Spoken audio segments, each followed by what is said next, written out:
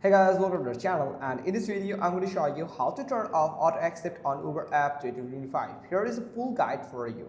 So this screen look like this, where you can simply toggle off the auto accept.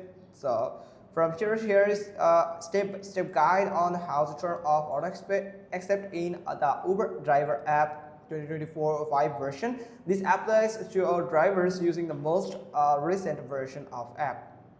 So how to turn off auto accept in the Uber driver app? Step 1 is open the Uber driver app, launch the Uber driver app on your phone, then simply make sure you are logged in and not currently on a trip. Step 2 is go to preferences. Tap on your profile photo or the menu icon at the three horizontal line button that look like this in the top left or top right corner of the screen. Then select account or the trip preferences. Level may vary slightly depending on your region. Then step 3 is locate the auto accept option. Inside trip preference, look for auto accept or auto accept trips. So it may be under a subcategory like request or rider option, just like this. Then step 4 is toggle off your auto accept. You will see a toggle switch next to your auto accept. Here it is. Then slide the swipe off to disable it, or you can click on it for once.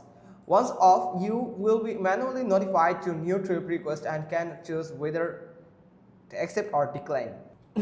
Here is optional step for you. Confirm the settings.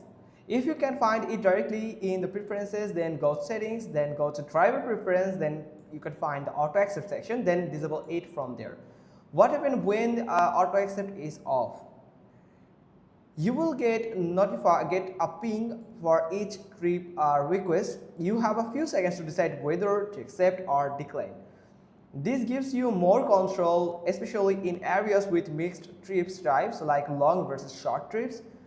Now here is a note for you. Some Uber programs such as Uber Receive or Reserve or Priority Mode may require auto accept to stay active.